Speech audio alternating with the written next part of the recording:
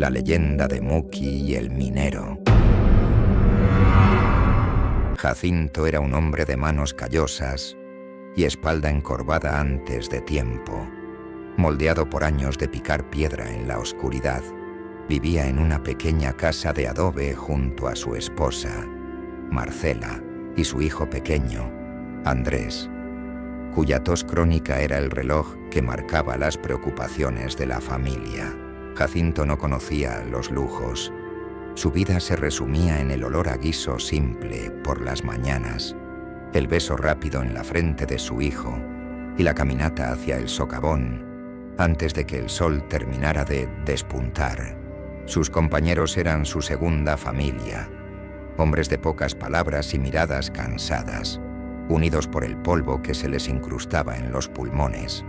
No aspiraba a grandes fortunas, solo buscaba lo suficiente para pagar al médico del pueblo y asegurar que la mesa no estuviera vacía.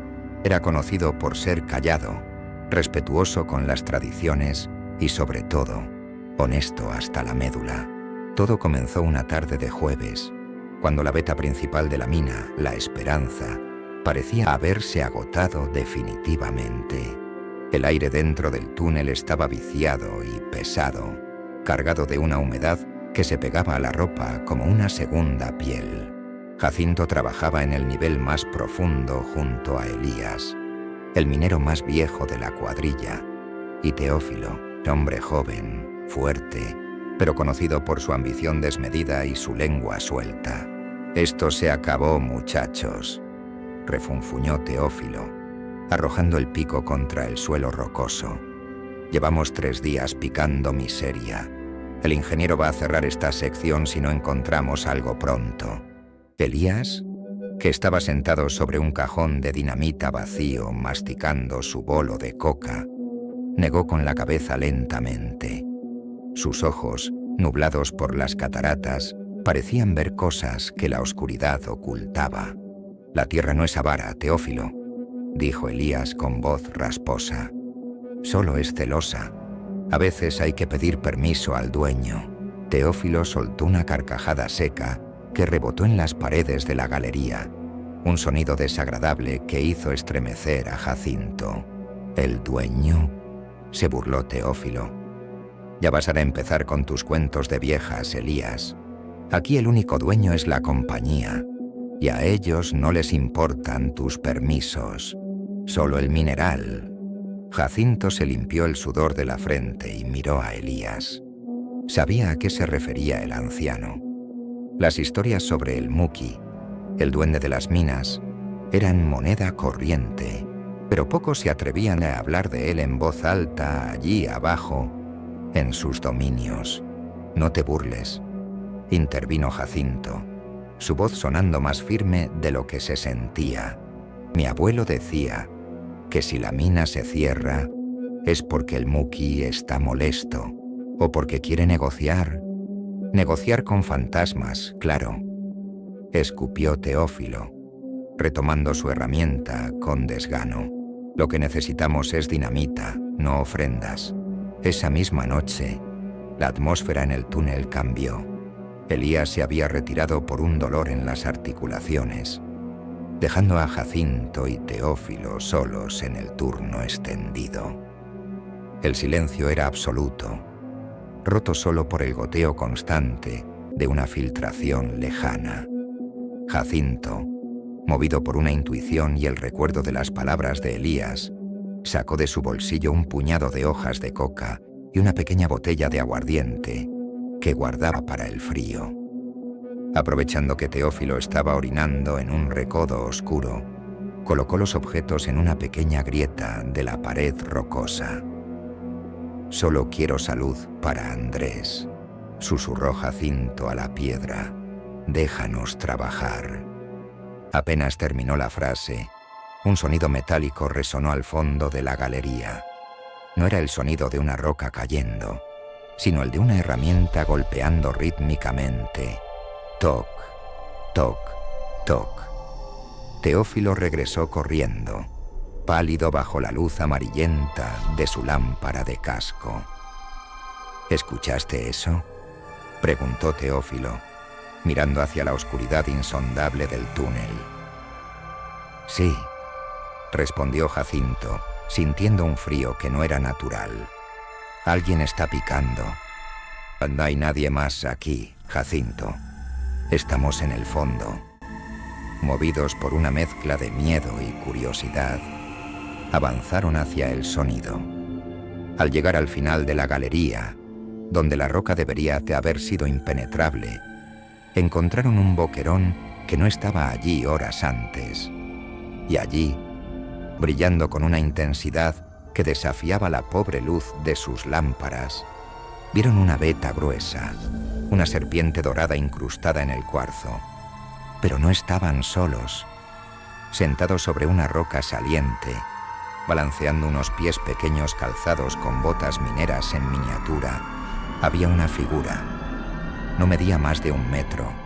Llevaba una ropa vieja, un casco brillante, y en su mano sostenía una lámpara de carburo de oro puro. Su rostro era arrugado como una pasa, pero sus ojos brillaban con una luz verde, intensa y penetrante. Teófilo retrocedió, tropezando con sus propios pies. Jacinto se quedó paralizado, reconociendo al instante la figura de las leyendas. «Han sido persistentes», dijo la criatura. Su voz era grave, gutural, como si fueran 2 piedras frotándose entre sí. «Tú has sido respetuoso», señaló a Jacinto con un dedo nudoso.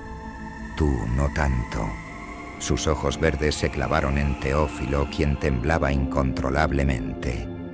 Es oro», balbuceó Teófilo, la codicia luchando contra su terror. «Es mi oro», corrigió el Muki.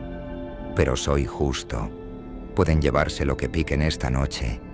Llenen 2 costales, uno para cada uno. Pero escuchen bien. La mitad de lo que saquen deben dejarlo en la entrada del socavón principal antes de salir. Es el pago por mi trabajo. Si intentan engañarme, si intentan sacar más de lo acordado o esconder una sola pepita, la montaña cobrará su deuda». Jacinto asintió lentamente, bajando la cabeza en señal de respeto. «Trato hecho», dijo Jacinto. Trato hecho», repitió Teófilo, aunque sus ojos recorrían la veta con desesperación.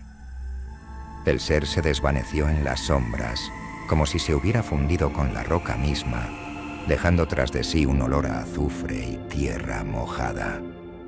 Durante las siguientes horas, trabajaron con un frenesí silencioso. El mineral era puro, de una calidad que nunca habían visto. Llenaron sus costales rápidamente. Jacinto se aseguró de separar la mitad exacta de su ganancia, colocándola en un montón separado como habían acordado. Su mente estaba en la medicina de Andrés, en la tranquilidad de Marcela. No necesitaba más. Teófilo, sin embargo, trabajaba con una energía maniática. Jacinto lo observó de reojo. Vio cómo Teófilo llenaba su costal, pero también vio cómo, disimuladamente, metía las pepitas más grandes dentro de sus botas, en el forro de su chaqueta y en los bolsillos profundos de su pantalón. «Teófilo, no lo hagas», advirtió Jacinto en un susurro urgente, mientras cargaban los costales al hombro. «Él sabe. Dijo que sabe si mentimos». Teófilo se detuvo y miró a Jacinto con una mueca de desprecio, el miedo inicial reemplazado por la arrogancia del oro. «Eres un imbécil, Jacinto». Era una alucinación por los gases. ¿Un duende? Por favor. Esto es nuestra oportunidad de salir de este agujero para siempre. Yo no voy a dejar la mitad de mi suerte tirada en el suelo para un mito. El trato fue claro. Si no dejas la mitad, algo malo va a pasar.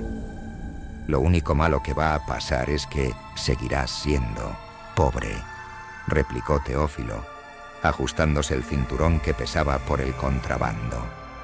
Yo me voy. Si quieres dejar tu parte a las ratas, es tu problema. Teófilo comenzó a caminar hacia la salida, el paso pesado por la carga extra que llevaba oculta.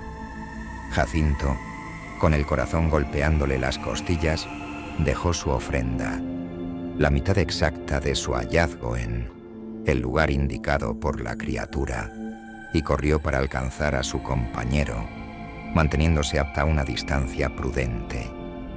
El camino hacia la superficie parecía haberse estirado. Las vigas de madera crujían con un lamento agónico. De pronto las luces de la galería principal parpadearon. «¡Malditas baterías!», gritó Teófilo desde adelante. Entonces, el sonido volvió. Toc, toc, toc. Esta vez no venía de las paredes, venía de abajo, del suelo mismo que pisaban. «Jacinto», gritó Teófilo. Su voz sonó estrangulada. «Mis pies. No puedo mover los pies».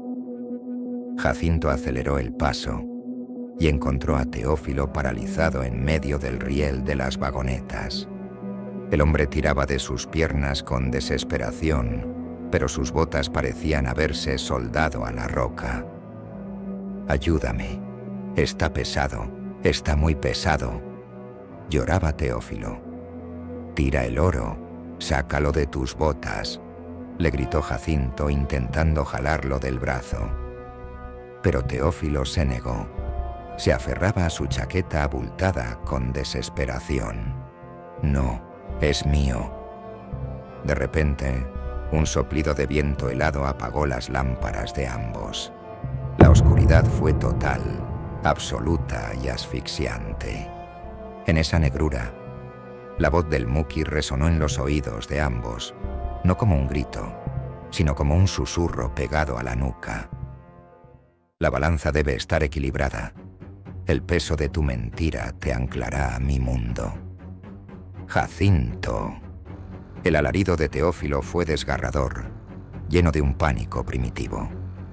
Se escuchó un estruendo, no de explosión, sino de tierra desplazándose, un crujido seco y brutal como mandíbulas de piedra cerrándose. El suelo bajo los pies de Jacinto tembló violentamente, lanzándolo hacia atrás. «Teófilo», gritó Jacinto en la oscuridad, tanteando el suelo para buscar su lámpara. Cuando finalmente logró encenderla, el haz de luz cortó el polvo suspendido en el aire. Delante de él, el túnel había cambiado. El techo había cedido en un punto específico, preciso, creando un derrumbe que bloqueaba el paso solo parcialmente. Donde había estado Teófilo, ya no había nadie, ni rastro de su cuerpo. Solo quedaba en el suelo una de sus botas, extrañamente retorcida y convertida en piedra sólida, oscura y fría. Y junto a ella, el costal de mineral que Teófilo llevaba al hombro, ahora lleno únicamente de carbón inútil y ceniza. Jacinto, temblando, miró su propio costal. El oro seguía allí. Salió de la mina al amanecer, con el rostro pálido y los labios sellados. Nunca contó los detalles de esa noche a la policía ni a los ingenieros, quienes concluyeron que Teófilo había caído por un pozo de ventilación antiguo y su cuerpo se había perdido en las profundidades inundadas. La búsqueda duró 2 días y luego se abandonó. Jacinto vendió el oro poco a poco, en pueblos lejanos. Curó a Andrés, arregló el techo de su casa y compró un pequeño terreno para cultivar papas. Jamás volvió a entrar a un socavón. Pero dicen que, en las noches de viento, cuando pasa cerca de la entrada clausurada de la mina San Antonio, todavía se quita el sombrero y deja un cigarro encendido en el suelo, susurrando un agradecimiento al aire frío, cuidando siempre de cumplir su palabra, porque sabe que en la oscuridad alguien siempre está llevando la cuenta. Si quieres ver más contenido como este, suscríbete y activa la campanita de notificaciones. No te pierdas el próximo video.